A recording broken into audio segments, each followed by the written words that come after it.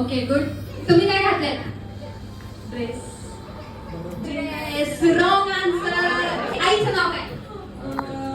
क्षमा. अनुभव त्याच्यासोबत काय आहे? तो खेळतो खूप भारी. आज कोणाचा बर्थडे आहे? पहिल्यांदा बघितलं. असली कोणती हत्ती आहे? कोणी आजोबा आहे? बोलायला लागल्यानंतर ना ते मामा बोलायला पाहिजे.